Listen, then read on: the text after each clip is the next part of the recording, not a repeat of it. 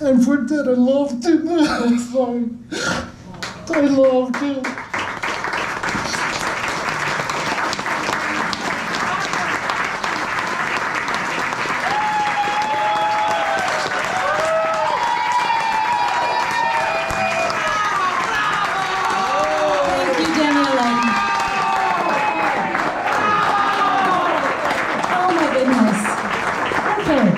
Well, if any of us can keep talking without breaking down more, we'll keep going. Thank you so much, Daniele. And also, I just want to point out that Daniele really was kind of the ringleader of the committee that helped put this all together. Thank you so much, Daniele. So thank you, Diego. Thank you, Tonto, aka Renee, the Rebel, aka Shannon, myself, Lily, aka Shelley, the Beaver, wherever she is, Sarah Bort, of course, Tim Sykes, Shithorse, you've probably heard about him. You've already met a very nice lady, and Numb Nipples, and of course, the bitch, Denise Linsholm. Yes, I think that's all of them.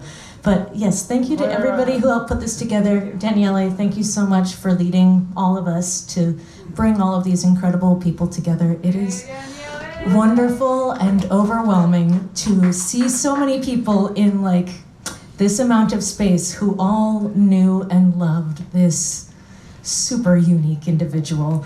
So let's hear another probably wild and ridiculous and maybe tear-creating story.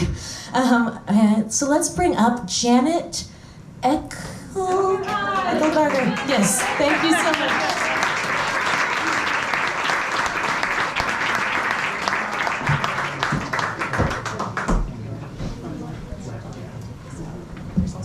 Can you hold it in my hand? That sounds good.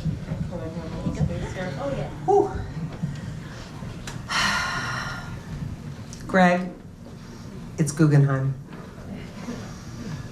Everybody in this room knows what a loyal friend Greg was. If he was anything, he was loyal to all of us all the time. If I had car trouble in Florida and I called Greg, he'd be like, Googs, give me 15 hours, I'll be there. And that was amazing, always, to count on him for that.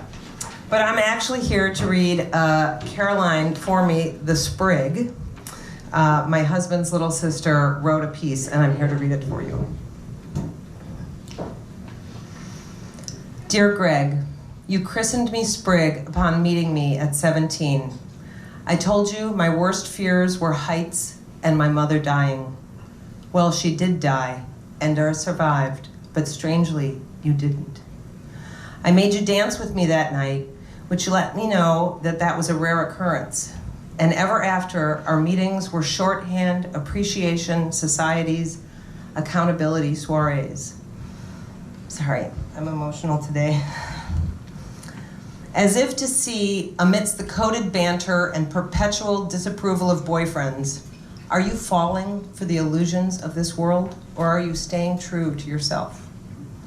We both went off the deep end at different times. I'm sad to say yours made me wary, but you never batted an eye at mine. Said it made me more real. Oh, nurse, how do we navigate this wacky world without your cockeyed perspective on it? Some called me nurse in college because I had a way of making sense out of madness and calming people down. You did the exact opposite, and it was perfect medicine. Thank you, aptly named friend.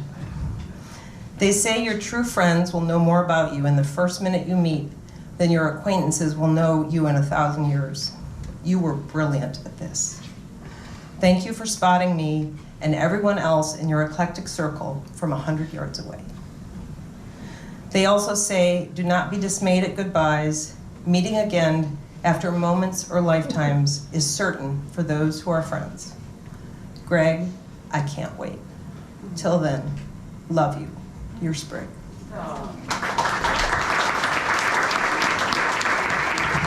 Thank you so much, Janet, aka Guggenheim. Thank you.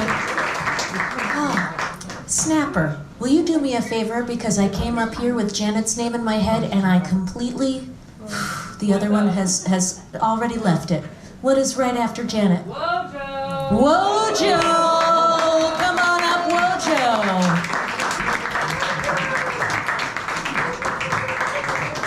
Oh. Huzzah! He's got the dirty whore all excited. It wouldn't be the first time. Oh my goodness, this is amazing. There's a book that Greg and I used to talk about a lot called The Confidence Man by Herman Melville. It's his 10th book, so if there's any Melville completists out here, I'm sure you've read it. And there's a great scene in there talking about the riverboat that the devil is on. And he talks about the Clues Congress of the riverboat, all the strange and weird people on this riverboat going down the Mississippi to New Orleans, and that's this room, you know, just all these weirdos getting together. And Greg was a collector of people, and I think about that passage a lot. And this is the physical embodiment of that. So this is really amazing, and I urge all of you to read it. It's a great book.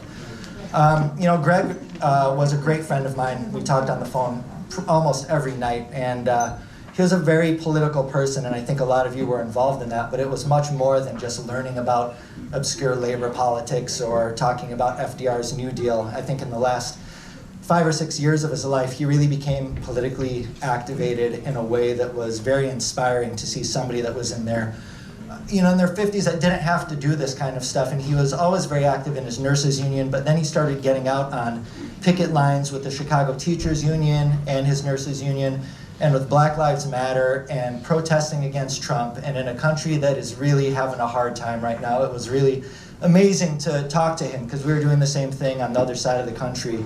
And just have a friend that supported me and what I was doing politically, and our conversations together were really amazing. And I talked to him in December of 2021, and it was really inspiring to me that at a time that the VA was getting a huge wave of COVID cases, he took on extra shifts to go in and take like psych sitting wards where he'd sit in the psych unit and watch people that were on suicide watch. And these were just extra shifts that he did just because he felt that it was the right thing to do.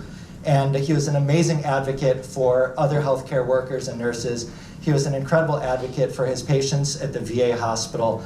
And I work in community organizing, and there's a saying in community organizing, always have an ask at the end of your pitch.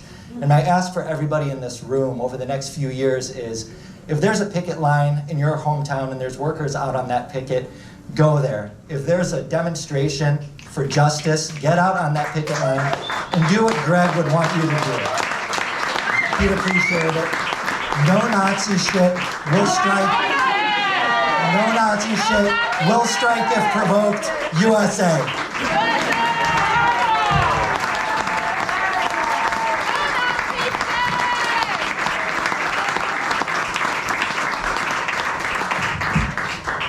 Thank you so much. I feel like we're gonna go on a real emotional ride, like from tears to rallies. All right, Liz Mason, you're up. Liz Mason. Mapita, geez, sorry. Oh my God, I love being able to meet all these people who I've only heard your names over and over and actually see that you have a face. It's awesome. Okay. So my name is Liz Mason, also known as Mapita. I was the nurse's roommate along with Mapito, who is my husband.